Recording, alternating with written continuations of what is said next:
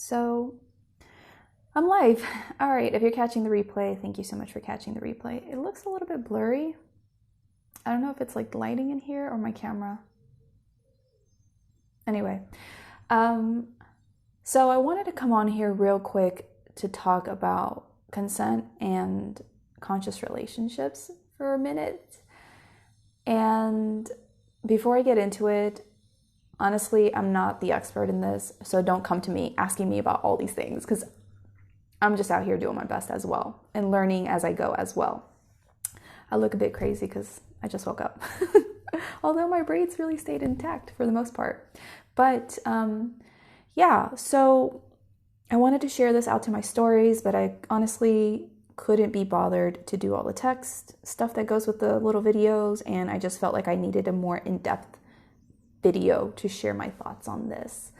So for those of you watching this and you decide to watch it all the way through, I really would love to hear from you in the comments, sharing your own thoughts, experiences, insights, perspectives on all of this that I'm about to talk about right now.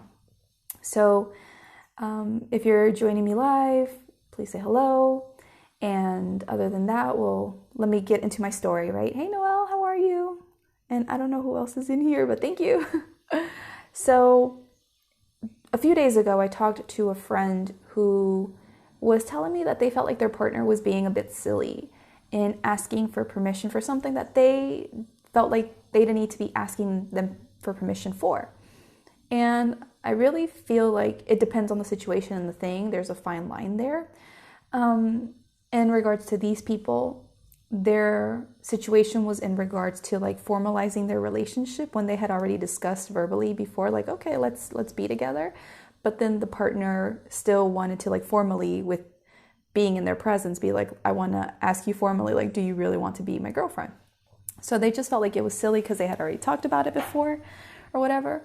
But I was like, yeah, but that's what a conscious man does, or a conscious partner, and that's kind of like what you do in a conscious relationship. Like, you communicate things and you ask for permission, you ask for consent, you ask if something feels good to someone, you ask to just double check and make sure, instead of just assuming or expecting or any of this other stuff. You talk things out. And this whole topic of conscious relationships and being a conscious person in a relationship and asking for consent and these kinds of things has been on my radar recently, because maybe it was like a week ago or so, I watched this episode on Red Table Talk, and that's Jada Pinkett Smith's show. And it was a video on, it had, what's her name? Something Rose? I don't know. Anyway, it had Rumor Willis, which is Demi Moore's daughter, and that other woman, I can't remember her name. Something with Rose. Anyway, and at the time I'm recording this, it's like October 2020. So if you're watching this later on, go look for that episode, season 3, I think. And they were talking all about consent and all that kind of jazz, and how women sometimes don't speak up because they feel like something's expected of them or whatever. And some women just don't know how to speak up, especially if they're not given the opportunity to say something. Like if you're not creating a safe space for them to like express what they're feeling, and they're just kind of like going with it, and they feel pulled or obligated to go with something that maybe they don't necessarily want to do. And as I was listening to that, like, I could totally relate to what the women were sharing, because that was definitely my experience when I was much younger and I was a teen and I didn't know any better, and nobody taught me around boundaries or consent or any of that stuff. So I didn't put myself in the best positions. But now as an adult, I'm 31 years old, about to turn 32 in a few months.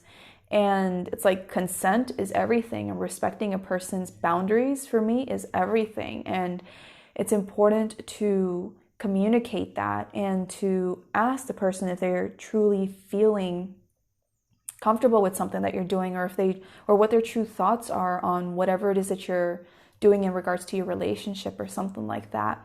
Because you can't just expect for the other person to be on board or to go along with what you're doing or saying. And it's just important to have that communication instead of placing all these expectations on one another or pressure on one another or whatever may be, and to really just communicate to one another what's going on there. Hey, Noelle. And so that just kind of came to my mind recently because yesterday I had a crazy experience with someone not asking me for my consent on something, and I just felt blown away because the person didn't ask me for consent because they felt like if they asked me for consent, that would ruin what was happening in the moment. And I was like, no, sir.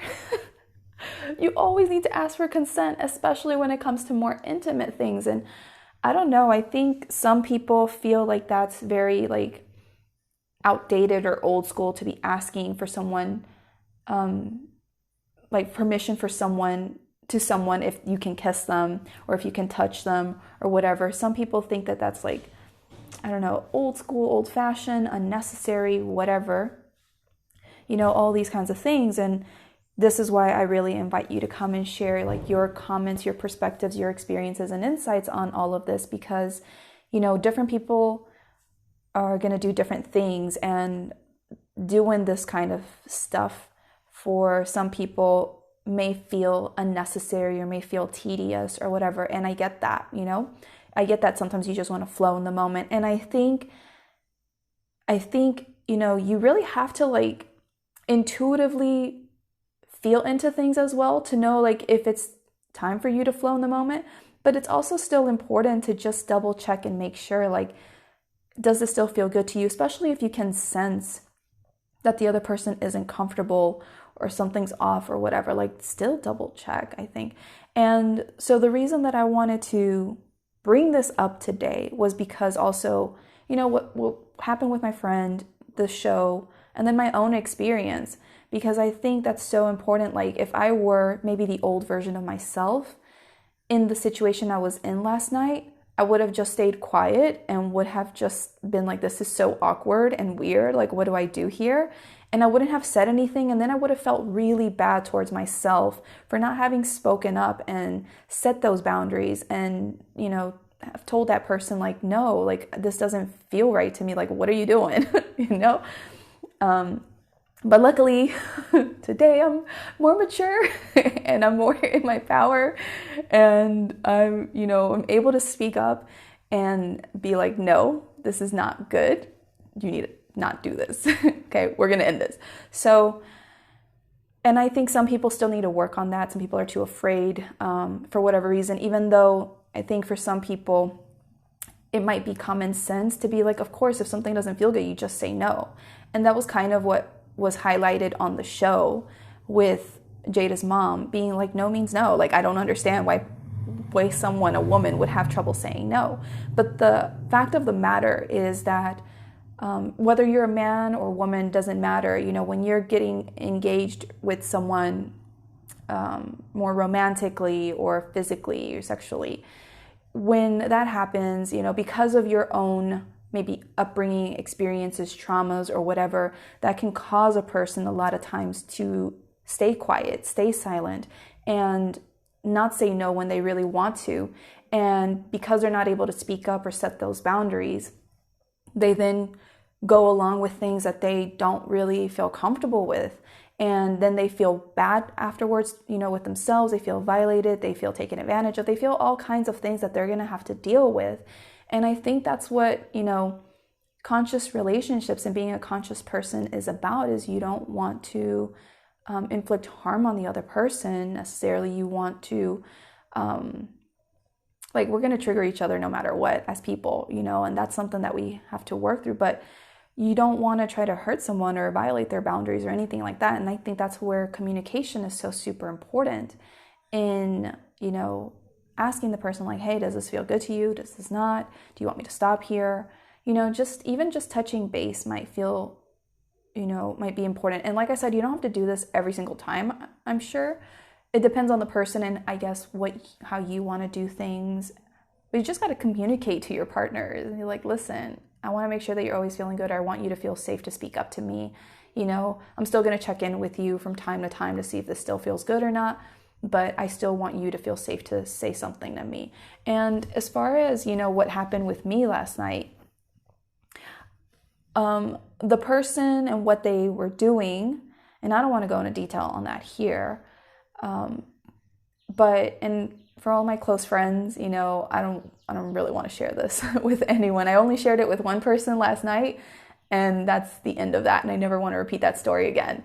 But what ended up happening with this person last night was afterwards they gave me this whole story on like why they were doing or they did what they did, and try to make it sound all good and whatever.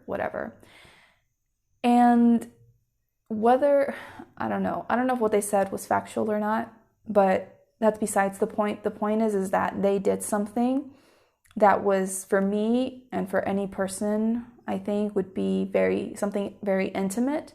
And they didn't ask me for my permission prior to that, because in their mind, they thought like, well, if I had asked you for permission first, it would have ruined what we were doing here. And that doesn't matter. It doesn't matter. Like, that is that person trying to, I don't know, like, find excuses to justify their disrespectful behavior. And I think as people, when people do these kinds of things to us, they'll often try to justify their behavior as well. And they'll maybe try to make you feel like you're overreacting, or you're taking things too seriously, or you're being difficult, and whatever it is. And they might try to guilt you into these things. And you have to be very mindful of that and not allowing yourself to be manipulated, and really listening to your intuition, especially if you're like, a person like me who gives so much trust to people sometimes. And I literally do try to take people's perspectives or what they're saying into consideration, and not just be caught up in my own head and my own perspective and just see it my way. I am sometimes in that moment of trying to be open-minded and trying to consider what other people are saying. Sometimes in the past, for me, that has caused so much confusion, because then I'll be like, oh, well, maybe I am overreacting. Maybe I'm taking this too seriously. Maybe blah, blah, blah, blah. And then that has caused me to be in relationships or situations much longer than I needed to, because I didn't listen to my inner knowing. I didn't trust myself. I didn't listen to what was coming up for me, and I let this person get into my head and confuse me, made me question myself, or whatever it is. So if something like this happens to you, where someone oversteps your boundaries, and then they're like, well, and they're trying to make it seem like it's not that bad, and they're justifying it. And especially when it comes to spiritual people, because I think that the label of spirituality or being a spiritual person is getting abused. And there are some leaders or gurus out there that are spiritual, but then they're doing really crazy, shady, manipulative, dark things, but they're presenting themselves as one thing, but then they're another one. And then people are afraid to speak up around that. Or there are like spiritual men or women out there that are supposedly spiritual, but then they're doing like these kinds of things, and they're hiding behind the label of spirituality to justify their crazy things, or they're the reason why they're invading your personal space, while they're touching you, or whatever it is. And you got to really listen to your intuition, your inner guidance, use your inner discernment to be like, I don't care what spiritual BS you're giving me right now to justify what you just did. This did not feel right to me. I don't believe you. I feel this is off. I'm out of here, and leave, right? So I think that's really important. And I really wanted to share that today in a video of some kind, because I think, sometimes we as spiritual people can be sometimes so innocent and naive, especially like I know I can be super naive, 100%. Which is super ironic, because I used to in the past get really triggered by people who didn't have common sense. But in some things, I lack common sense, because I don't know, I'm just so trusting.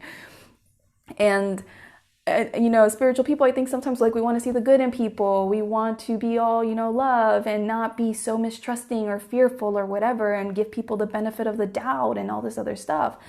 And then we put ourselves in, compromising situations, or we, allow people to manipulate us unintentionally and stuff like that. So just be very mindful. Just be very mindful, and if something feels off inside of you, or whatever it is, your intuition's telling you one thing, like, listen to your intuition.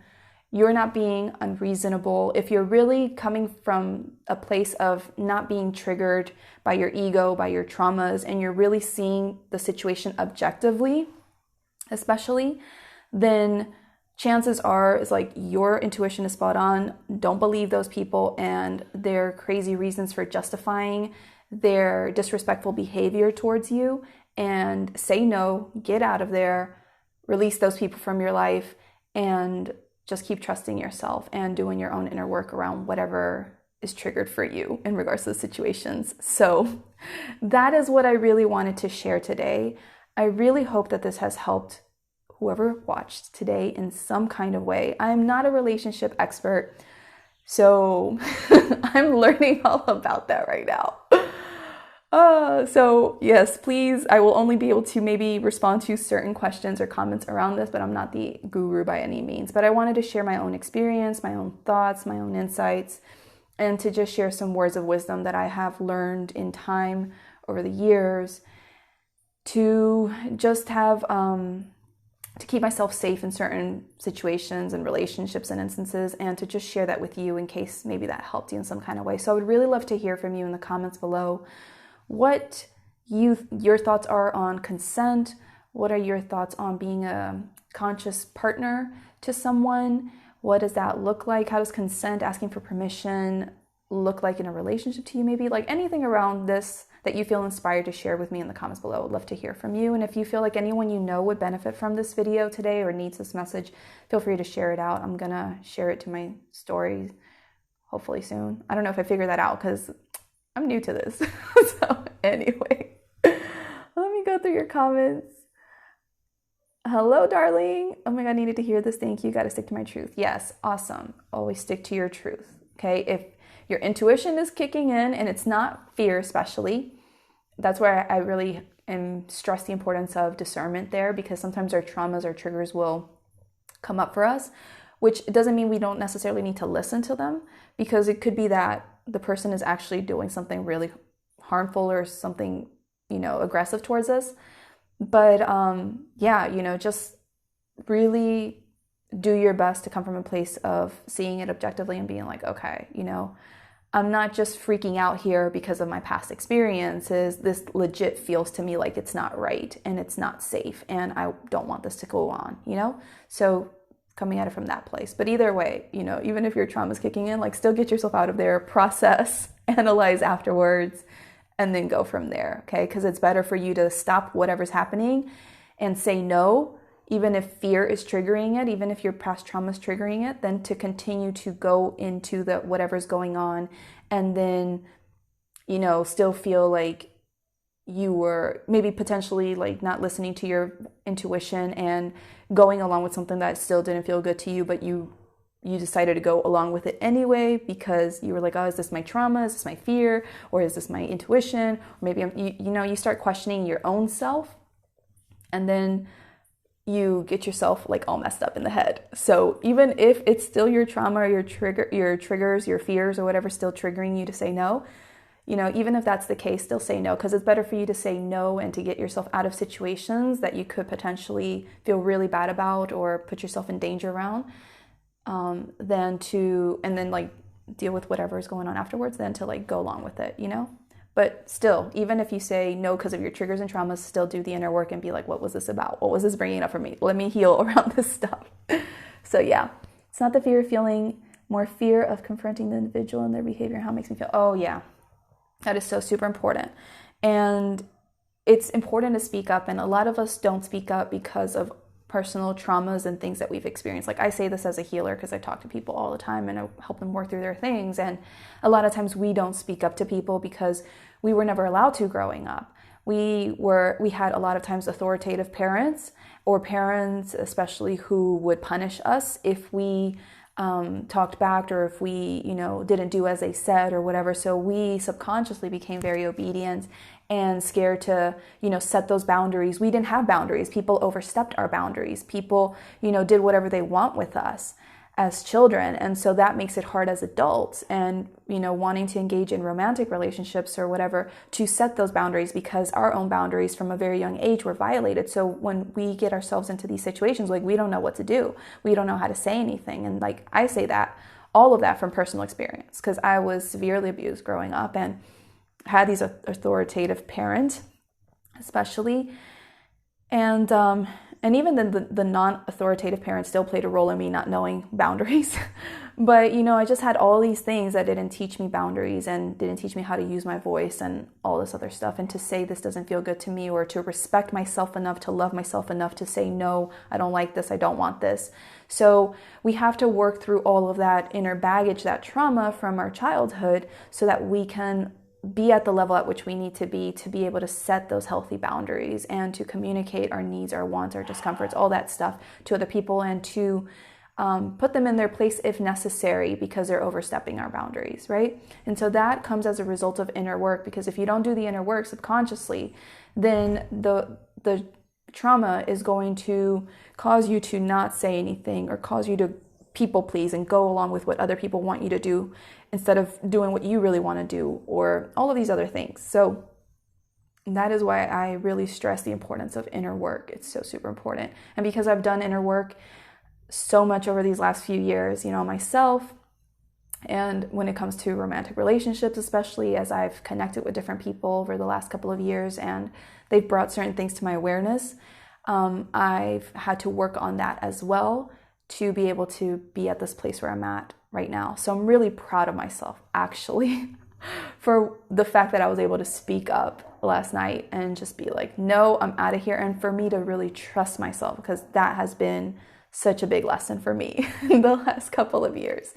So that's why I wanted to share this today with everyone. So I really hope that this has helped whoever watched this. Again, share your thoughts, perspectives, insights with me. Thank you so much to Fit-ish for hanging out with me today, and Noelle, and anyone else who caught this live and who catches the replay. So until then, I send you so much love.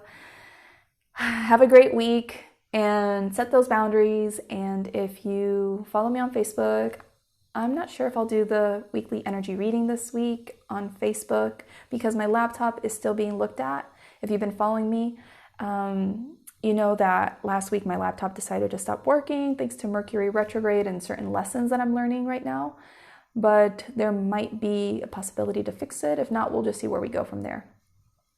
So I'm not sure. We'll see. We'll see what I end up doing. And until then, have a great week. I love you all. Thank you so much for your time, and I'll see you soon.